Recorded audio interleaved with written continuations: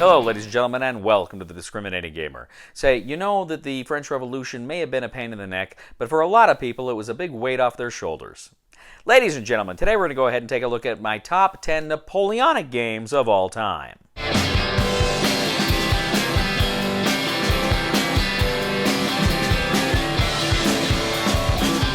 All right, ladies and gentlemen, I got to tell you, I mentioned that I did the World War II, my favorite top 10 World War II games of all time, and I got a lot of flack comments from people that weren't happy there, and some were just downright nasty.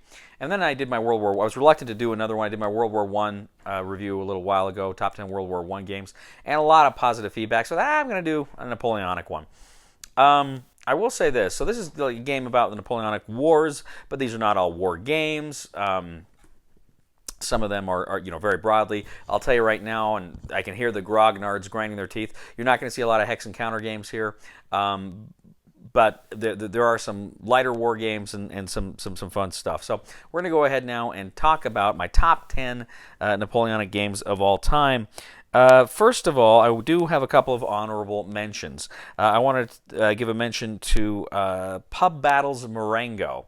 Pub Battles Marengo is a pretty interesting game. It's got a really cool map of the battlefield that looks like an old map.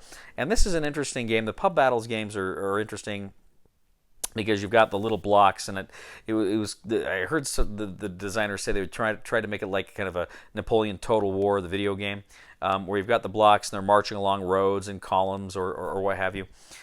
Pretty interesting game. I like that one. I don't recall the designer off the top, or the company off the top of my head. But then, of course, Napoleon's Imperium, which came out here recently, was kind of a fun game, kind of an Axis and Allies kind of Napoleonic game. It's a pretty long game, but it's big. It's got a beautiful map, a paper map, but it's a pretty good production, and it's a kind of a pretty fun general Napoleonic war game.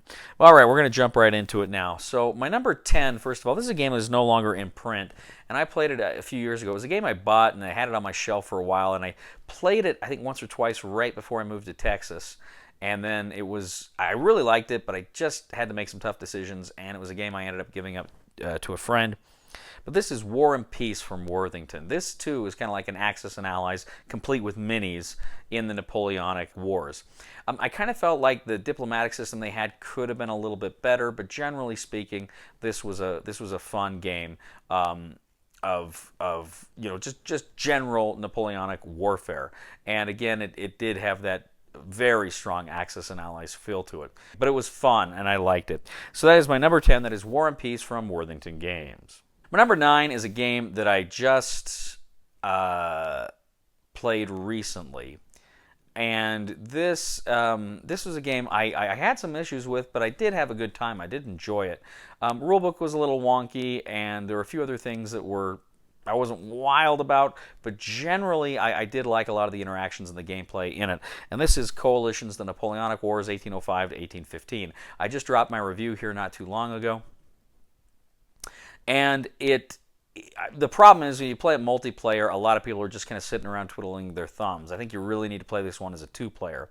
But again, it's card-driven. You've got event cards. The British player has to essentially decide if he's going to spend his economic points on himself, building up his military, or if he's going to buy coalition cards to essentially have other nations join him in a war against Napoleon. Then Napoleon tries, of course, to smash those other belligerents to have peace treaties with them. But it was pretty fun. It was pretty interesting, and I really liked how the system of whenever Napoleon won a battle, he got glory points, and then X number of glory points meant a victory point. And I thought that was a really cool system, and I'd kind of like to see that maybe more in some more games. But anyway, Coalition from Compass Games, that is my number 9. My number 8 is a game that, again, I just played fairly recently. I played it earlier this year, I believe, and this is a solitaire Napoleonic war game. This is Field Commander Napoleon from DVG. This is a game that has, I can't remember, but it's got like several different scenarios, these small little boards, but you've got Napoleon, and then you've got the other armies, and the AI is pretty fun, where you're kind of rolling the die for each of the armies, the enemy armies, to see where they go. And you got garrisons and forts you're trying to take over. But when you go to a battle, you actually transfer to a battle board, and how you set up you have tactics that you choose for some of your units, and it's just fun. It's a good, interesting solitaire game that really packs a punch and really does some good history with it too. So that is my number 8. That is a solitaire game, Field Commander Napoleon from DVG. My number 7 is a game I played last year as a fairly new game, and this is Napoleon Returns 1815. So this is a Waterloo campaign game where you're moving your blocks, cavalry, infantry, what have you. You're moving them to different points on the map, and then you've got kind of your core strength that you're keeping track of.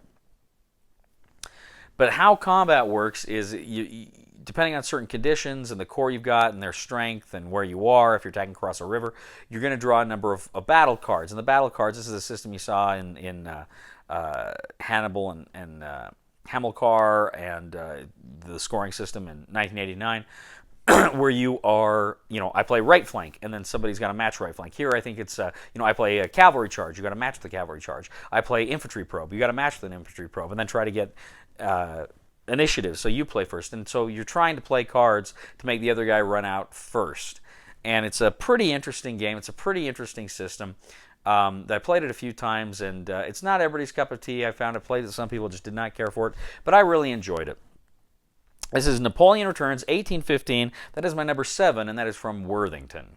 My number 6 is a game I played a few years ago that is a Glenn Drover design that is not really a war game. It's really more of an area control game with elements of a war game in it. And this is Victory or Glory Napoleon. And I know they did a Kickstarter and they kind of changed some stuff up, and some people weren't happy about it. But I really liked this game. I thought this game was actually pretty well done. It really feels like Twilight Struggle, right? Because it's that area control, but you've got card play, and you're trying to manage your economies, and you do have these battles that you commit forces to different battles. And then the way the card play works, Napoleon starts out really strong, and over time he gets weaker, but the allies get stronger. But you're scoring, you got these scoring rounds, and you're trying to get the greatest score. And I really enjoyed it. It was kind of a fun and unique and interesting system for the Napoleonic Wars that I really appreciated, that I've not played anything quite like before. So that is number 6. That is Victory and Glory Napoleon from Forbidden Games. My number 5 is also a Glenn Drover design. In fact, I'm not sure, but I think Victory and Glory was originally going to be a reprint of this. But this is Napoleon in Europe. This was a game, again, that I bought years ago, probably about 20 years ago, and I had it for years, and I only played it a few times. And again, when I moved from Texas, I think I gave it to a friend, and I feel bad because it's kind of one I wish I'd hung on to. But this is a game that, again, you had some minis, and it's got the same kind of design as Glenn Drover's American Civil War game, which is a phenomenal game. His American Civil War game is a phenomenal game. But they both got kind of like the big, in this case, board of Europe, map of Europe, but then you have kind of a smaller battle board that you actually fight on. and the battles are fun because it's like you've got 3 flanks, right? You've got your center and then your 2 flanks, and then you've got kind of a reserve behind. And if at any time somebody succeeds in eliminating all the units on one of the flanks in one of the 3 areas, they win the battle. That's how they win the battle. And you can roll for pursuit and stuff like that. And it's a really fun system, and I really enjoyed it quite a bit. I thought it was just phenomenal. But I never got it to the table, and that was my problem. You could play the grand campaign, which would be these, probably 2 or 3 day thing, or you could play the scenarios. And I just played the scenarios, and I always had fun with it. But it's a game, if I could find it again, I might want to pick it up. I really wish they'd re-release it. I wish they would do a reprint of it. I think there'd be a market for it. But at any rate, that is Napoleon in Europe. That was my number 5, and that was from Eagle Games, I believe. My number 4 is Age of Napoleon. This was from Phalanx. And this game is a card-driven game. And when I first got it, the first time I played it, I don't think I really got it. And then I went back and revisited it, and it kind of clicked for me. But it was really, it's really fun. to get a lot of the diplomatic stuff that comes out here and the military stuff that comes out here. And one of the cool things about this game too is, well, for instance, the units on the board are essentially like generals, right? Like, so you have a unit of, be Marmont or Ney or Wiedenau or Messina, and that would be their core. So that's your army, or the British would have Wellington or Picton or whatever, and these would be the armies, but they're core level. And it'd be a thing too where you have attrition, you do winter attrition, stuff like that. But it was just a fun and interesting game. Beautiful map. I really liked it. And again, this is another one I wish I'd held on to. And I'd heard a rumor a while ago that Phalanx was going to reprint this, but then I heard recently they weren't. And that kind of bummed me out because this is really a cool game, and I really hope at some point they do a reprint of Age of Napoleon. Somebody does a reprint of it because it's just a phenomenal game. So that is Age of Napoleon, number 4 from Phalanx. My number 3 is another game from Phalanx, and I'm kind of cheating a little bit on this one. Typically, when I do top 10 lists, I pretty much mention games that are in release. And I kind of bite my tongue on games I've played that maybe haven't been released yet. But my number 3 is Coalitions, and Coalitions, not to be confused with Coalition. Coalitions was a Kickstarter. It's on Kickstarter, but it hasn't been released yet. But I was able to play a game to do a preview video of it. The good people at Coalitions asked me to do a preview of it. The good people at Phalanx asked me to do a preview of it, and I was really excited to play this game, from what I heard. And as they sent it to me, they made a few refinements, and they sent me some more stuff a little bit later. So I actually played it. I played it kind of this first version, and then I played it the second version. I liked the first version. I thought the first version was fun, but the second version really made it sing. It has the rondelle where everybody says what actions. You can pretty much do your actions more or less simultaneously unless you're fighting. So, I mean, that was pretty cool. But like, one spin of the rondelle, I'm moving and attacking. Somebody else is buying units. Somebody else is doing something with their cards.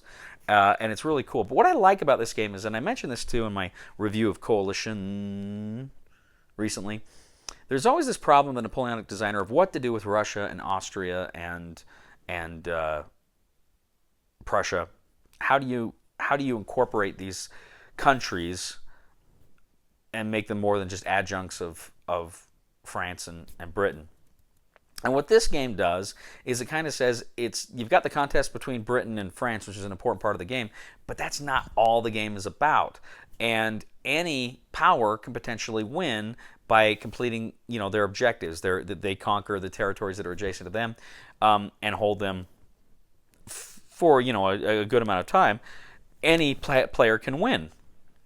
And so it makes the game very interesting and playable and different. I don't know that I played another Napoleonic game that was quite like this. And I think that's what you have to do going forward. I think any Napoleonic game that includes those nations as playable characters needs to find ways to let them win, to do an individual victory outside of just their relationship with Britain and France. And this game does it very, very well.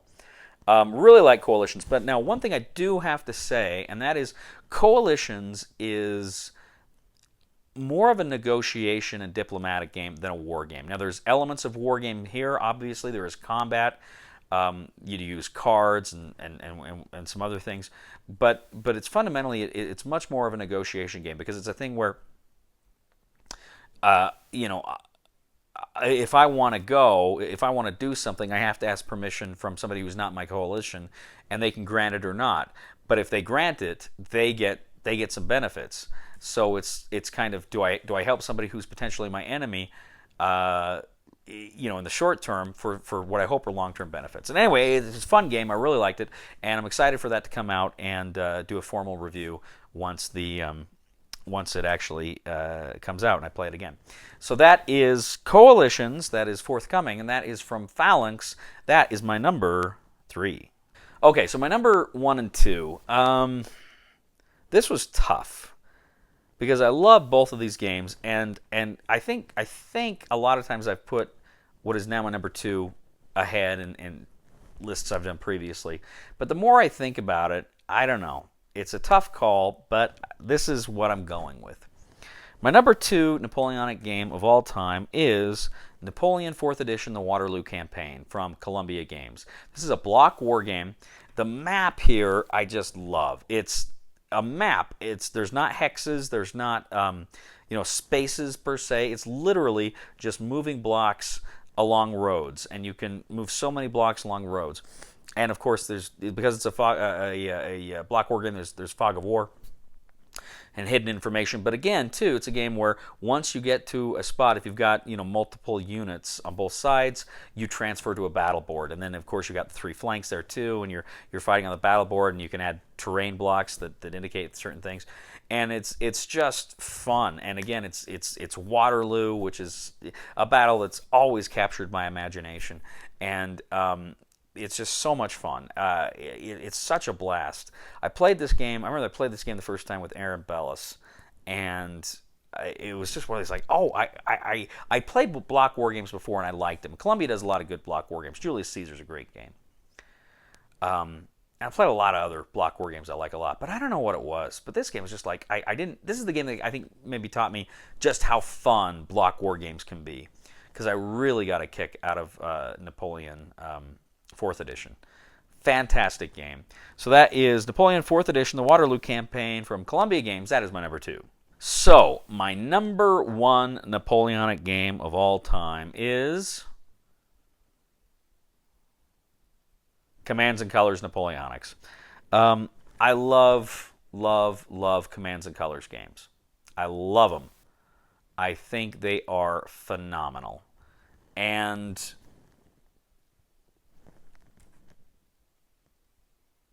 I played, I think, 10 of them.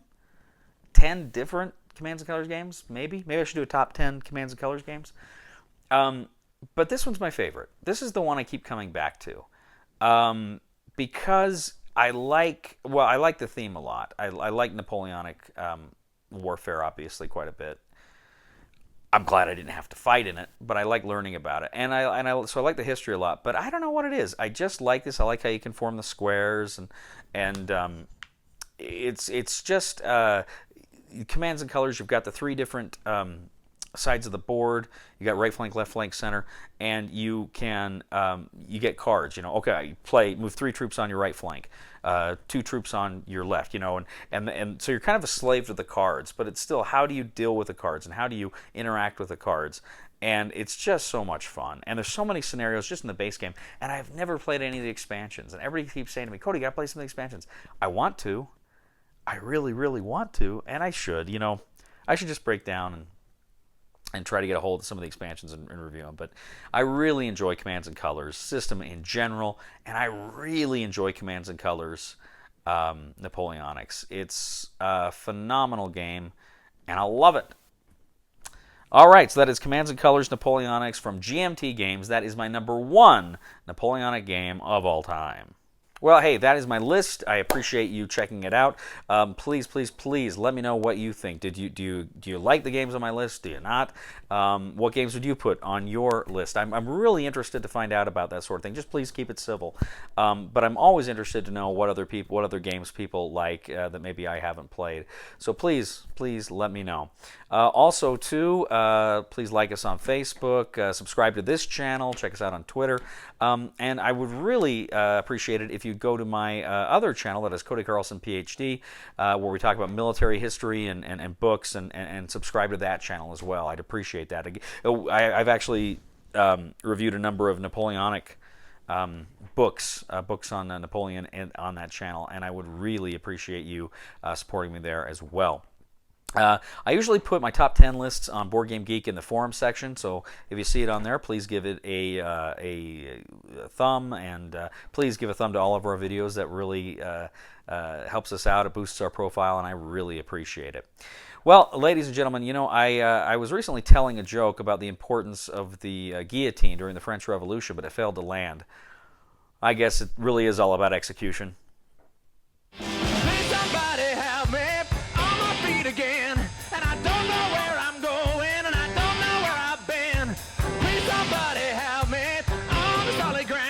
It's a long time, and I've been dying.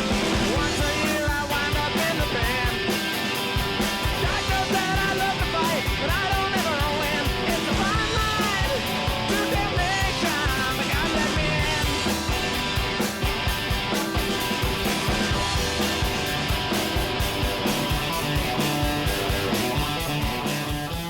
Everybody, wave goodbye. Wave goodbye to the people. All right, see you next season.